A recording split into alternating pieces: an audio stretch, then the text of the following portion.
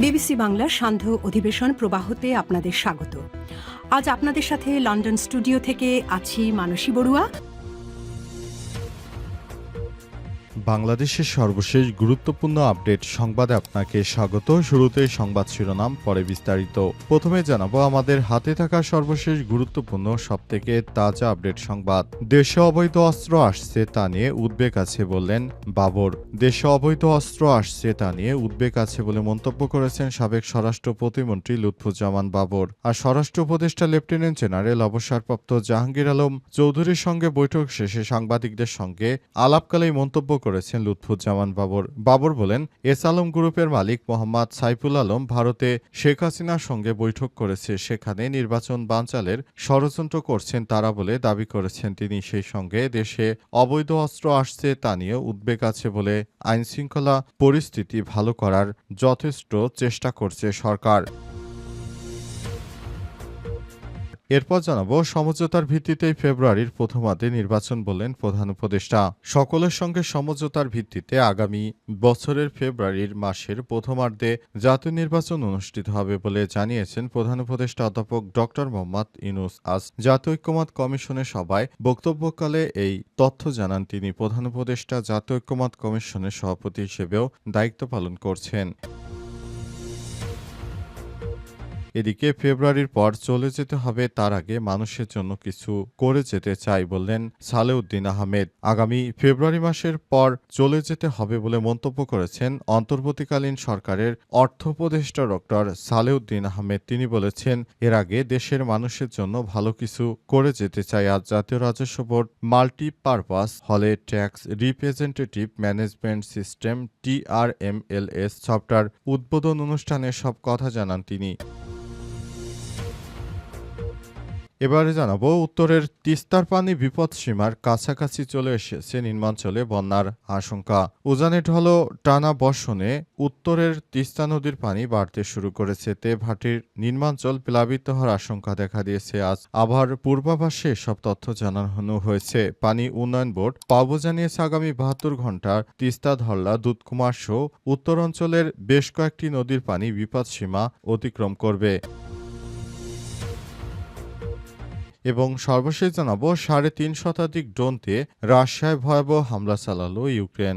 একযোগে রাতে ৩৬১টি ড্রোন ব্যবহার করে রাশিয়ার উপর এক এক করে হামলা চালাতে শুরু করেছে ইউক্রেন। ইউক্রেনের হামলা এতটা তীব্রই যে রাশিয়া কল্পনা করতে পারেনি এই ধরনের হামলা হঠাৎ করে তারা করে বসবে। প্রিয় দর্শক, এতক্ষণ শুনছিলেন সংবাদ শিরোনাম, এবারে বিস্তারিত। তবে তার আগে বন্ধুরা অনুরোধ থাকবে, এই সংবাদটিতে একটি লাইক দিন।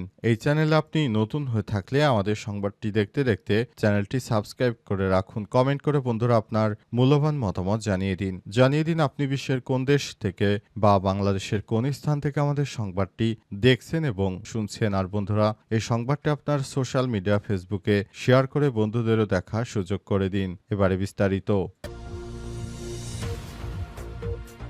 দেশে অবৈধ অস্ত্র আসছে তা নিয়ে উদ্বেগ আছে বললেন বাবর। দেশে অবৈধ অস্ত্র আসছে তা নিয়ে উদ্বেগ আছে বলে মন্তব্য করেছেন সাবেক স্বরাষ্ট্র প্রতিমন্ত্রী লুৎফুজ্জামান বাবর। আজ স্বরাষ্ট্র উপদেষ্টা লেফটেন্যান্ট জেনারেল অবসরপ্রাপ্ত জাহাঙ্গীর আলম চৌধুরীর সঙ্গে বৈঠক শেষে সাংবাদিকদের এমন মন্তব্য করেছেন তিনি। বাবর বলেন, এস আলম গ্রুপের মালিক মোহাম্মদ সাইফুল আলম ভারতে শেখ হাসিনার সঙ্গে বৈঠক করেছে, সেখানে নির্বাচন বানচালের ষড়যন্ত্র করছেন তারা বলে দাবি করেছেন তিনি। সেই সঙ্গে দেশে অবৈধ অস্ত্র আসছে তা নিয়ে উদ্বেগ আছে, তবে আইনশৃঙ্খলা পরিস্থিতি ভালো করার যথেষ্ট চেষ্টা করছে সরকার। তিনি আরো বলেছেন, অন্তর্বর্তীকালীন সরকারকে সহযোগিতা করতে চায় বিএনপি, তবে কিছু বিষয় উদ্বেগ আছে তা নিয়ে সরকারের সঙ্গে আলোচনায় আসলাম। এখন আলোচনা হলো, আশা করছি বিষয়টি আমরা খুবই গুরুত্বের সঙ্গে দেখব।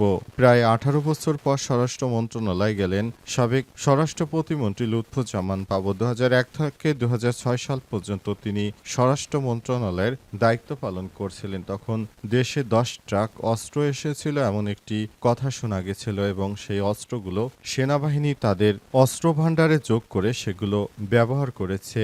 সেই অস্ত্রগুলো বাংলাদেশের সেনাবাহিনী এখনো ব্যবহার করে থাকে। সেসব অস্ত্রগুলো দেশে ঢোকার কারণে স্বরাষ্ট্র প্রতিমন্ত্রী লুৎফুজ্জামান বাবর ও বিএনপির ভারপ্রাপ্ত চেয়ারম্যান তারেক রহমান, তাদের দুইজনের নামে মামলা হয়েছিল। দীর্ঘদিন তিনি কারাবরণ কারাভোগের পর অন্তর্বর্তীকালীন সরকারের প্রধান উপদেষ্টা প্রফেসর ডক্টর মোহাম্মদ ইউনূসের সরকার ক্ষমতায় আসার পর তারা মুক্ত হয়েছেন।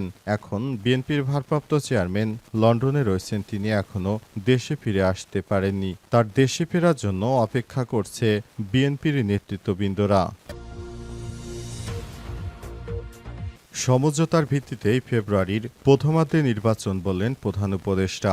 সকলের সঙ্গে সমঝোতার ভিত্তিতে আগামী বছরের ফেব্রুয়ারি মাসের প্রথমার্ধে জাতীয় নির্বাচন অনুষ্ঠিত হবে বলে জানিয়েছেন প্রধান উপদেষ্টা অধ্যাপক ডক্টর মোহাম্মদ ইউনূস। আজ জাতীয় ঐক্যমত্য কমিশনের সভায় বক্তব্যকালে এই তথ্য জানান তিনি। প্রধান উপদেষ্টা জাতীয় ঐক্যমত্য কমিশনের সভাপতি হিসেবে দায়িত্ব পালন করছেন। তিনি বলেন, স্বৈরাচার যাতে না আসতে পারে সেজন্য সংস্কার প্রয়োজন। ভবিষ্যতে স্বৈরাচার আসার সব পথ আমরা সংস্কারের মাধ্যমে বন্ধ করে দিতে চাই। এ সময় তিনি আরও বলেছেন, এর আগে দুপুরে ৩টার দিকে রাজধানীর বেইলি রোডে ফরেন সার্ভিস একাডেমিতে দলের দোয়েল হলে আয়োজিত ঐক্যমত্য কমিশনের সঙ্গে বিভিন্ন রাজনৈতিক দলের আলোচনা সভায় যোগ দেন প্রধান উপদেষ্টা। সভায় জুলাই জাতীয় সনদ ২০২৫ বাস্তবায়নে বিভিন্ন দিক আলোচনা করা হয়। বিকাল ৪টার দিকে প্রধান উপদেষ্টা সভাকক্ষ ত্যাগ করার পর কমিশনের সঙ্গে রাজনৈতিক নেতৃত্ববৃন্দের আলোচনা চলছে। আলোচনা শেষে কমিশনের সহ-সভাপতি অধ্যাপক আলী রিয়াজ সাংবাদিকদের ব্রিফ করেন বলে জানা গেছে। অন্তর্বর্তীকালীন সরকারের প্রধান উপদেষ্টা দায়িত্ব গ্রহণের পর দেশজুড়ে নানা রকম বিশৃঙ্খল পরিস্থিতি তিনি মোকাবেলা করেছেন। আগামী নির্বাচনটা সুষ্ঠু করার জন্য অন্তর্বর্তীকালীন সরকারের প্রধান উপদেষ্টা বদ্ধপরিকর। এই নির্বাচনের মাধ্যমে দেশটা একটি স্টেবল সরকার পাবে এবং সে সরকার দেশটাকে একটি ভালো জায়গায় নিয়ে যাবে, সেই প্রত্যাশা করে সবাই। ফেব্রুয়ারির পর চলে যেতে হবে, তার আগে মানুষের জন্য কিছু করে যেতে চাই। আগামী ফেব্রুয়ারি মাসের পর চলে যেতে হবে বলে মন্তব্য করেন অন্তর্বর্তীকালীন সরকারের অর্থ উপদেষ্টা ডক্টর সালেউদ্দিন আহমেদ। বলেছেন, এর আগে দেশের মানুষের জন্য কিছু করে যেতে চাই। রোববার ১৪ সেপ্টেম্বর সকালে জাতীয় রাজস্ব বোর্ড মাল্টিপারপাস হলে tax representative management system TRMS software উদ্বোধন অনুষ্ঠানে সব কথা বলেছেন তিনি। অর্থ উপদেষ্টা বলেন, আমি এনবিআর চেয়ারম্যানকে জিজ্ঞাসা করলাম সুফল কি আমরা দেখে যেতে পারবো, কারণ আমাদের ফেব্রুয়ারি মাসের পর চলে যেতে হবে, এর আগে কিছুটা দেখে যেতে চাই। প্রধান উপদেষ্টা প্রায় আমাকে বলেন কিছু কিছু কন্ট্রিবিউট করে যাই আমরা। তিনি আরো বলেন, অতএব আমরা মানুষের জন্য কিছু করে যেতে চাই, কারণ পরে যে সরকার আসবে সময় লাগবে, বুঝতে সময় লাগবে, আর সদিচ্ছার ব্যাপার আছে। এগুলোর মধ্যে যদি কিছুটা বাংলাদেশে আশার আলো দেখাতে পারি, TRMS পুরো প্রক্রিয়া দেশে হয়, সবাইকে সাধুবাদ জানিয়েছেন ডক্টর সালেউদ্দিন আহমেদ। বলেন, এসব কাজের প্রতিটি প্রতিষ্ঠান নিয়োগ করার অভ্যাসটা বেশি হয়ে গেছে। বাইরে থেকে যারা আসে তারা আবার তাদের দেশের সরঞ্জাম বিক্রি করার চেষ্টা করে। দেশের উত্তরে তিস্তার পানি বিপদসীমার কাছাকাছি, নিম্নাঞ্চলে বন্যার আশঙ্কা।